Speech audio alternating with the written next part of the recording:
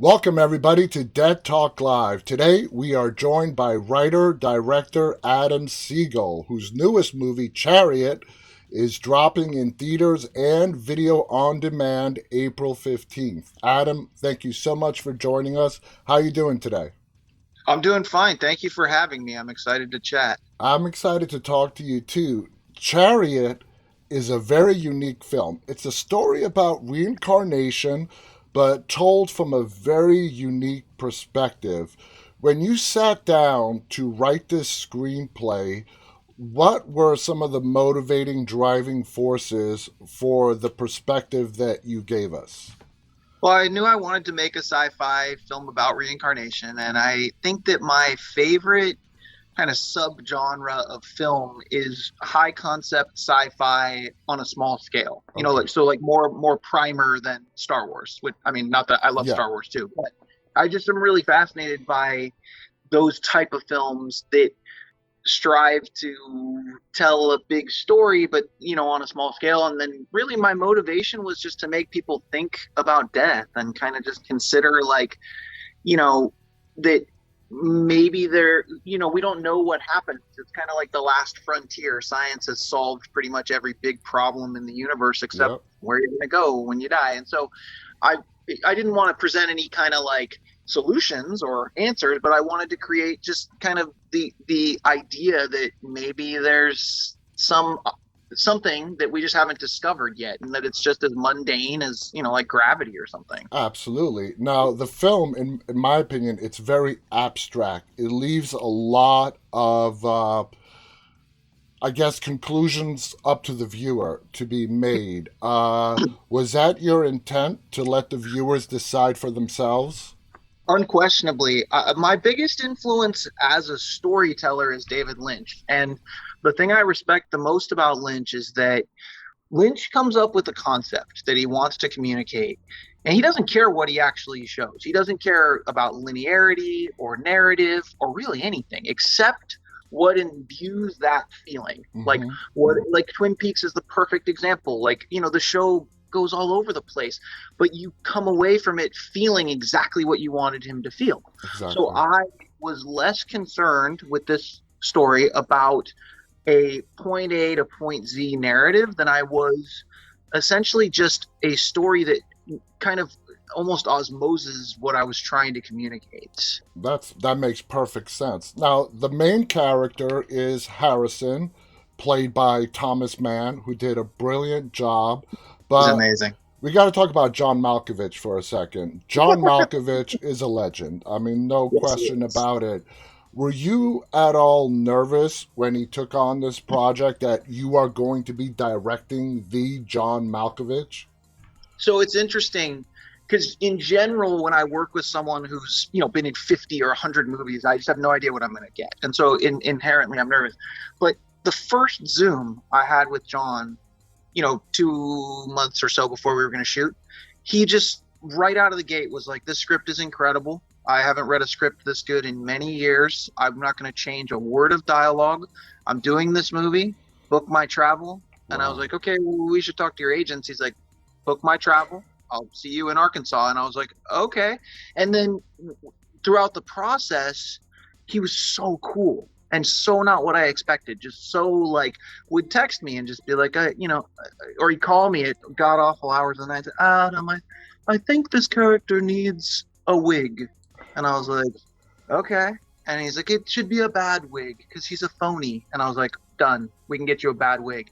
And so he just was so cool. And like a perfect example, this is such a small thing. Like one day while we were in Arkansas, about 3 days before shooting, he said, Adam, I think Harrison doesn't sleep much. So do you think he would have his own coffee mug? And I was like, yeah, I didn't even think about that. That's fantastic. Huh. Then he texts me like 2 hours later a bunch of coffee mugs he found in like a little gift shop near his house. And he's like, do you like any of these? But like, that's like from a legend like that. I mean, he really did make it about as comfortable as I could be. And he was a dream on set. Wow. So he really gets into these roles, and throughout his career, he is known for playing some pretty eclectic, eccentric characters. So let's talk about his character in Chariot. He plays Yeah. Dr. Karn. Yep. From what we gather, he's sort of like a sleep therapist slash doctor. Yeah. Um, in your opinion, without giving any spoilers away, who does Dr. Karn represent? So if the conceit of Chariot is, and this doesn't spoil anything, this is the premise of the film, is that reincarnation is overseen by a corporation. Yeah. And it's very bureaucratic, and there's nothing scary about it. It just is what it is. So John is just kind of one of the workers. He's just one of the guys who goes out, and if something's off, the system is not quite working. He Oh, we lost you there for a second. Okay, there you go. Yeah, sorry about that. Yeah, he goes out and investigates it, and that's it. I mean, he's just a kind of, and so he has to learn about Harrison, but I mean, that's really his character. I wanted him to play it as kind of just like almost bored with it. Like, it's such a fascinating concept to us, with reincarnation, but I envisioned that to him, it's just another day's work. He Just gets another up. client. Yeah, he has to go find out what's going on. So that's how I wanted him to play it. So a lot of his performance is like almost him like straining to be normal, if that Yeah. makes sense. Which Yeah. for John, must be an actual strain because he's so strange in the best possible way. But yeah, and he totally got that. But that's really his character within the framework of the story. Now, let's talk about his costume for a second. You said he was the one that brought up the whole wig idea. Did he also come up with I gotta ask this, with the ribbon in the wig? Yes, he showed up to set one day with that in his hair, and my makeup and hair girl, Dusty, kind of said, "John has a ribbon in his hair," and I was like, "Perfect, Let's leave it go in with there. it. Let's do it." Yeah, that's just John, man. He just and my kind of general philosophy as a filmmaker is I'm the director, and so I'm kind of the guide or the conductor of the orchestra, but I don't know how to play any of these instruments. These Yeah. are artists who are all better at what they do than me, especially a guy like John Malkovich, who's done countless movies. He'll forget more about acting than I'll ever know. So when he has an idea for his character, I take that very seriously. And like, I've already pitched him my vision for it and everything. So how he chooses to embody that character, I defer to him in a lot of ways. Absolutely. I, And the same with all the departments. If my production designer says that, I know you're trying to accomplish a very somber scene here. What if I paint the wall this color instead of this color? yeah. These are artists that are masters of their craft. I've had many directors tell me 70 to 80% of directing is casting, putting the right people in place, and getting out of their way. Absolutely. Abs- That is very much the case. And trying to fit in with all these talented artists around you and hoping they don't notice. Yes. Absolutely. So Harrison, Thomas Mann's character, moves into this apartment complex, which is bizarre, and that's an understatement. But yet his reactions as he explores this complex and the people living in it and their really eclectic personalities seem to be, yeah, surprise and shock, but not on the level as you would expect. Did you have to have a lot of one on one time with Thomas to make him understand what you were going for and the vision that you wanted him to portray? Well, first of all, Thomas is incredible. Yeah. He's such an amazing actor. After the highest praise for him is like, after this movie, I become very good friends with Malkovich, and he messages me about Thomas probably once a month and just says how great Thomas was and how hopes he's doing well and everything. But Yeah. so Thomas and I kind of discussed it, and from what I recall, we kind of agreed, like, look, like the first strange things that happen, he's like, what is happening? This is really strange. But then it's kind of like, after a while, he's just like, oh yeah, look, there's conjoined twins that are, okay, well, that I guess it's just this place. And so I loved his performance was so perfect, just as kind of the lens of the audience, like the Han Solo of the film, who's just surrounded by strange, bizarre events and people, but just kind of looks at it and goes, okay, this is what's happening. That's absolutely true. We are taken through this journey through Harrison's eyes, and as he explores it, we as the audience get to find out about it as well. So let's move on to Scout Taylor Compton. Okay, she really showed off her acting chops in this Yeah. film. I mean, I have Yeah. seen Scout do a lot of movies, mostly horror, but man, she put on her acting chops on display. Were you surprised when you casted her and you saw how brilliant she was as to how brilliant she actually was? Well, I mean, only surprised from the perspective that this is such a difficult role. And so Yeah. when you're pitching a role to an actress and you're saying, "Okay, stick with me. Your body is inhabited by the ghost of a pervy old British man." And he comes out sometimes and it's kind of like, "Oh, okay." Oh, it's okay. Sorry, my phone was being Yeah, yeah, she no honestly problem. loved it. And Scout's honestly one of my favorite people. I mean, she's so amazing on set and she really prepared for the role. She showed off her British accent, I think, the first time we spoke, and I was like, yes, that's it. That's perfect. And then the biggest thing with Scout and why I think that her horror background translated well to this role, which is not a horror film or horror role, is just she's used to just going for it, like just diving in and having no shame or no kind of like hold back. She's just like, no, like this is I'm possessed by an old British man. Here we go. And just goes for it to the utmost of her ability. And that's really was what I wanted. So I didn't, like I had no way of knowing how brilliant her performance would be when she was demonstrating it for me and talking, but I knew she was going to go for it, and that was Yeah. all I wanted. And then it turned out phenomenal, and it couldn't have been better. And it's like my favorite scenes of the movie, and I just crack up in the scene with her and Thomas. It You kills talking me about the every scene time. with the gun?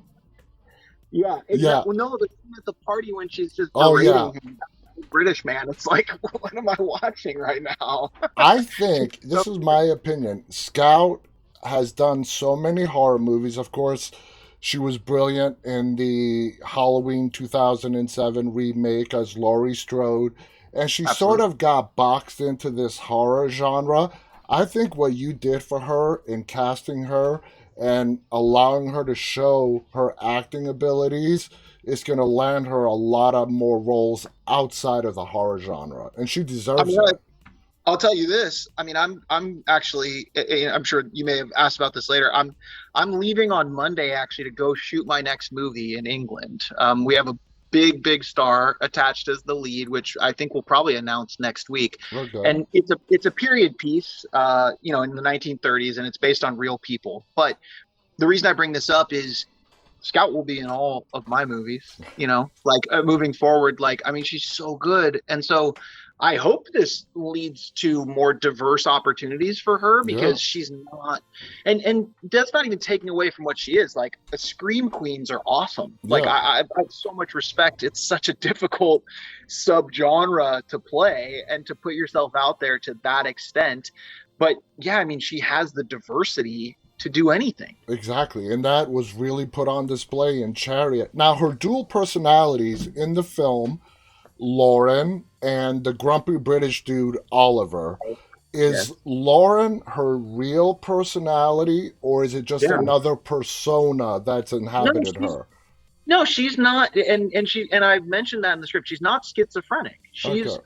She's possessed, Yeah. but only part time. They have a timeshare, so they have an agreement as to when he takes over. But he hates the arrangement, and he's very pervy, and so she talks about it, and she's like, it's really uncomfortable because sometimes he watches me while I'm having sex, and it's such a bizarre like concept to even wrap your head around when you start to like think about it. But no, she's not schizophrenic in the film. She's possessed by the ghost of an old man. Okay. And And, Lauren and is Lauren. That's her. yeah, exactly. Okay, now let's move on to Shane West. Okay, he Yeah, plays Rory Calhoun. Now his yeah, character is the most mysterious of all the yeah, characters. correct. After I got done watching the film, I found myself questioning what his place was in this whole, I guess, chain of command of people. What was your idea for Rory in the story? So what I wanted to accomplish, his character is kind of a tool to sort of further enhance and explain the corporation, as it will. Like that's the purpose of that aspect of the story, is like trying to so to and let me preface this by saying, this is an independent film with Yeah. very lofty ambitions. So some of it may have worked, some may not have. But two of the things I wanted to try to establish with regard to, Malkovich Incorporated, quote unquote, is in the opening, just sort of the timelessness of it and the concept that they've been around forever, right? Then I wanted to establish the power of, and sort of where they sit in the strata of society, and the concept that like this is a successful, pretty high level guy, but he still answers to this corporation. And if they need something, he's just Johnny on the spot for them. So that's really the purpose. And I kind of wanted to tie that into the story to just like give a little tiny prick of insight into the influence that these guys have. Yeah. And the corporation, it's great because depending on the viewer, corporation can be God. For other people, it can be the cosmos, the universe that's in control. Yeah, It could be anything to anybody. Now, absolutely. as we talked about, the whole concept of reincarnation, for you personally, is reincarnation something that you're interested in? How much research did you do for the screenplay as far as getting different people's opinion about reincarnation? So I, at this point in my life, consider myself for the most part to be a very spiritual atheist, if you wanted to say. Okay. And I don't, how can I say this in a way that will both not be offensive, but will explain it. The one thing I'm absolutely certain of is that there's more than this. Yeah. Like but I'm not entirely certain that we have necessarily 100% solved Yeah. what it is. The concept of heaven, for instance, sounds fantastic to me, and I would love nothing more than that. I I have yet to be able to fully wrap my head around it, from that perspective, Yeah. as like, okay, yes, this is the real deal. This works. So if I right now am in this place of like not knowing what else there is and being okay with that, if I look at it from a scientific perspective and something like the principal law of thermodynamics about energy can't go anywhere, nothing can That actually is go my away. thinking too. We are a Yeah, ball of energy. Energy does not get destroyed. it And can't. Right. what So happens so to it? that's the only sort of theory when you get into sort of pseudo religious type theories that makes any sense to me at all. Yeah. And that's not me saying hey guys, No. reincarnation's real. I have no idea. Yeah. I hope so. I just lost someone very important to me, and I really hope we meet again. But it's the only concept that has ever made sense to me, if that Yeah. makes sense, and has ever, and that's not discounting any of the others, because I'm fully sitting here saying I have no idea. Yeah. And maybe if we end up in heaven, cool. I don't know if I'm going to be there, but hopefully I'll see you guys somewhere. Yeah. But that's the so with I did research about reincarnation, and I've researched that a lot in my life, but also too, like, I feel like a lot of the research that we do and a lot of the sort of aspects with religion are kind of to play into what I wanted to accomplish with Chariot, about like we're all just afraid of death. Yes. And it's actually a recent thing for me. It was within the last 5 years of my life. I'm 39, when I would wake up and like legitimately have this unbelievably strange moment of like, I can't believe someday I'm gonna die. Yeah. Like someday I'm not gonna wake up again. That's so unfathomable to me. And so I get the urge about like, I want to go figure out what's out there and what's gonna happen. Yeah. And I reached a point where I was kind of like, like I do believe that there is something else, and I'm also okay right now not knowing what that is. And it's horrible. And not to bring a big downer on this interview, but so my executive producer on this film, who was also my partner, she was my life partner, she was my girlfriend. She passed away about 2 months ago, I'm and she sorry. was like integral. She was the Melissa McPhail. I mean, she was what got this film greenlit. I mean, she was everything, and she was on set with me the whole time, and she was in the editing room with me. And I mean, this was her movie in a Yeah. lot of ways, along with mine.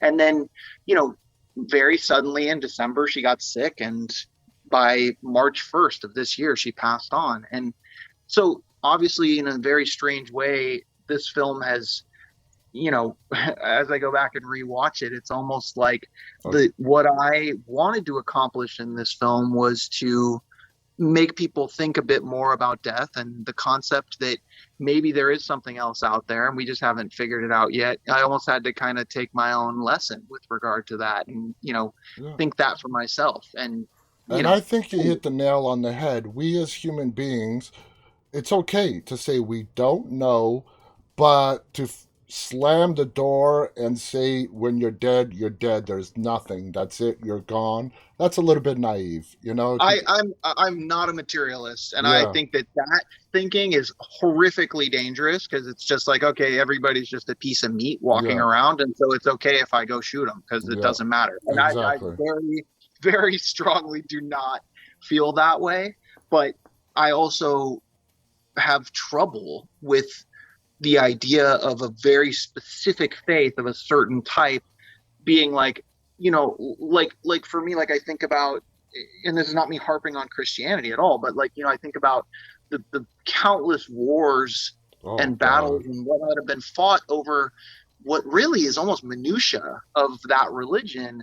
And it's just unfathomable to me that people could really truly believe that this minutia that they believe is the cosmic truth that has always existed throughout the entire universe and how long it's been around, and that guy's minutia that they believe is wrong. Exactly. That makes a lot of sense. More people have died in war over the name of God and their God than any other thing, and it's just That's it's what I'm saying. horrible. It's unbelievable. It is So insane. I'm Now, somewhere in the middle.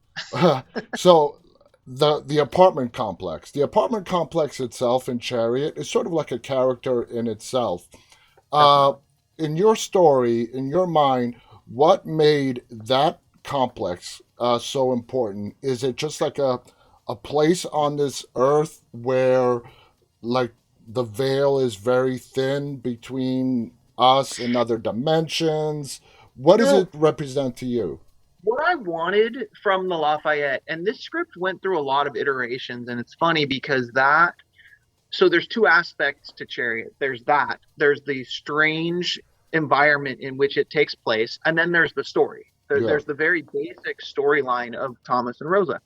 And so aside from just establishing kind of a cool atmosphere in which to set the film and to have it just be an interesting film to watch and not just like a CW-esque drama yeah, about like love over lifetimes, what I wanted to accomplish with that was almost that the building itself was a character that collects stories. So it's like it collects unusual people in a way where it draws them in. And so the Harrison and Maria story is a unique story, and they're unique characters for a very specific reason in the film.